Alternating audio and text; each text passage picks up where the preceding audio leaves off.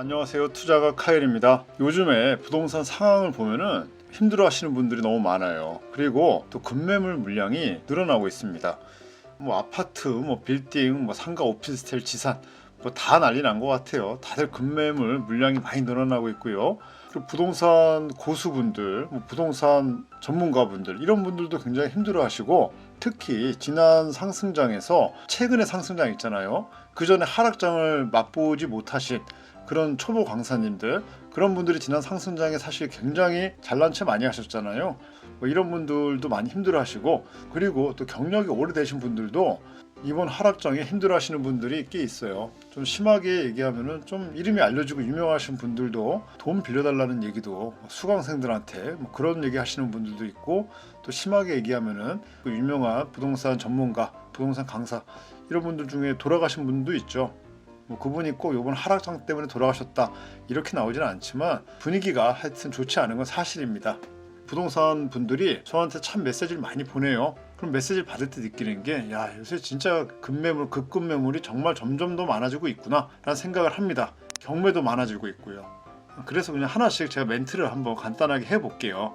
자, 먼저 재건축 재개발입니다. 재건축 재개발이 뭐 좋은 투자예요. 주거용 부동산 투자의 꽃이 재건축 재개발이죠. 상업용 부동산 투자의 꽃은 빌딩 투자고요. 재건축 재개발이 나쁜 건 아닌데 최근에 너무 이제 좀 뻥튀기가 됐다고 생각을 해요. 그래서 요즘에 공사비 상승, 그리고 추가 부담금 증가, 그리고 무엇보다 주변 아파트 시세가 정체되고 있잖아요. 그래서 사업 속도가 늦어지고 있고, 이로 인해서 급매가 등장하고 있습니다. 또 입지가 아주 좋은 것도 마찬가지예요. 우리가 생각하는 정말 특 A 지역 있잖아요. 그런 데들도 지금 재건축 재개발 가지고 있는 분들이 정말 여유 있어서 오래전부터 가지고 있던 분들이 아니라 힘들게 뭐 영끌해서 가지고 계시다 이러면은 이제 공사가 사업 속도가 늦어지는데 굉장히 힘들어질 수 있는 거죠. 급급매가 등장하고 있습니다. 하지만 급매라고 해도 심하게 얘기하면은 없어도 되는 돈, 이러한 돈으로 장기 투자할 계획이 아니라 그러면은 굳이 지금 재건축 재개발을 투자할 필요가 있을까라는 생각이 들어요. 저는 재건축 재개발 투자를 좀 좋아하는 사람이에요. 제가 이렇게 얘기할 정도면은 지금 상황이 좀 심각하다는 얘기입니다. 현재는 재건축 재개발 투자보다 그냥 기존의 구축 아파트들, 기존 아파트들 투자하는 게 더 안전해 보이고 더 좋아 보입니다. 뭐 예를 들어서 뭐 잠실 엘스 막 이런 아파트들 있잖아요. 그러니까 이런 게 그냥 재건축 재개발 투자하는 것보다 더 좋아 보여요. 자, 빌딩은 어떨까요? 지금 꼬마 빌딩 시장도 좋지 않아요. 굉장히 지금 겨울을 맞고 있고, 꼬마 빌딩 시장이 너무 여기도 뻥튀기가 됐죠. 강남도 그렇고 전국의 꼬마 빌딩 시장이 좋지가 않아요. 거꾸로 얘기하면은 꼬마 빌딩 사기에 내가 정말 이제 빌딩을 사야 되는 사람이야, 이렇다 그러면은 지금 사기 좋아요, 사실. 그리고 또 여유가 좀 있다고 하면은 매물이 너무 좋은 매물이 많고요. 꼬마 빌딩은 정말 매물이 없을 때 정말 없거든요. 근데 지금 매물이 너무 많고 매물 소화가 안 되고 있어요. 그래서 매수자가 여유 있게 협상을 하면서 정말 이제 갑의 그런 그 지위를 이용할 수 있는 그러한 상황 같아요. 급급매도 보이고 빌딩 전문 부동산 업자분들이 보내는 물건들을 보면은 정말 사고 싶은 물건들이 요새 너무 많아요. 그리고 가격도 막 내려가고 있고. 자, 상가는 지금 상권이 죽은 상가는 지금 급매가 굉장히 많았고 지금도 많죠.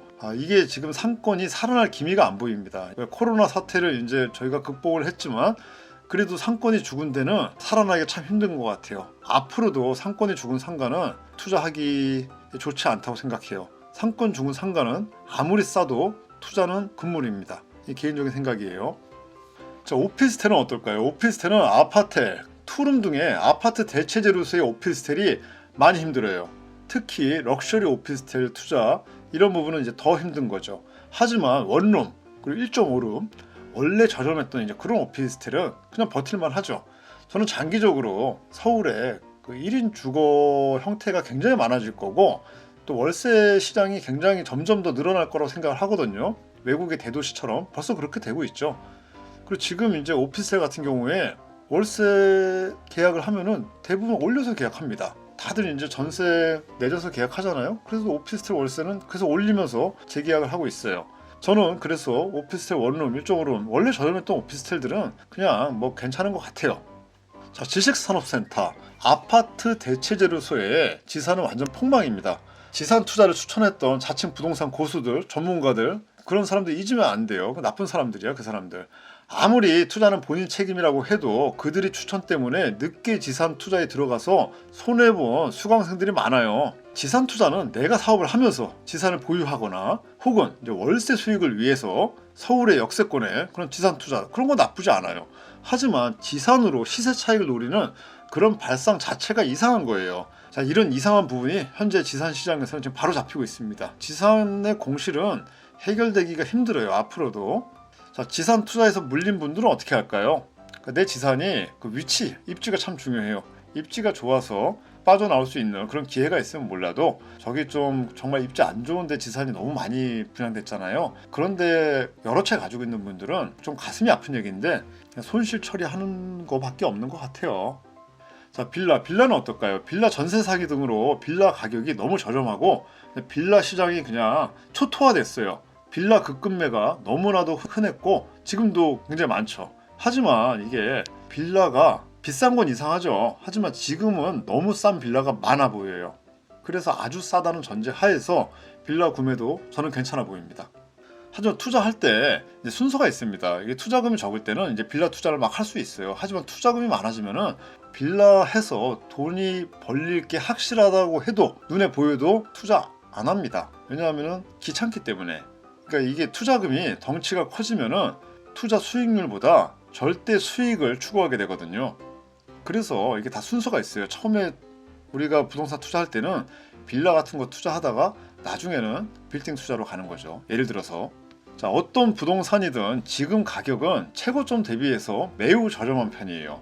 나중에 상승장이 다시 온다고 하면은 예전의 최고점까지는 상품마다 다르지만 지상 같은 경우는 저는 힘들 거라고 봐요. 하지만 일반적인 아파트 같은 것들, 그런 것들은 예전에 최고점까지 언젠가는 다시 오를 수 있다고 생각합니다. 하지만 문제는 그 언젠가가 대체 언제 올 것인지는 알 수 없어요. 지금은 하락장이고 어떻게 보면은 이게 투자하기 좋은 시기인 거예요. 하지만 생각해야 되는 것이 하락장이 오래 간다는 것도 생각해 볼 수 있어요. 우리가 버틸 수 있냐라고 물어봐야 되는 거죠. 자, 예를 들어서 하락장이 지금부터 앞으로 10년 더 간다고 한번 가정을 해보는 거예요. 10년 동안 시세가 안 오른다고 하면은 아무리 좋은 거, 내가 너무 갖고 싶은 거라고 해도 지금 사나 5년 후에 사나 서두를 게 없잖아요. 하지만 또 문제는 언제 상승하는지 정확히 알고 그 타이밍을 맞추는 것도, 그 타이밍을 아는 것도 불가능합니다. 자, 그래서 결론은 세 가지로 한번 정리해 볼게요. 첫 번째, 내가 정말 사고 싶은 부동산, 내가 정말 가지고 싶은 부동산. 두 번째, 내가 여유가 있어요. 가능한 투자금이 있어요. 그리고 세 번째, 내가 버틸 수 있어요. 이러한 조건 하에서는 그 부동산에 투자하는 게 정답입니다. 결론은 그거예요. 정말 사고 싶은 부동산의 경우에 여유가 된다면 버틸 수 있는 만큼 투자하는 것은 언제나 정답입니다. 자, 오늘은 여기까지 할게요. 좋은 하루 되세요. 감사합니다.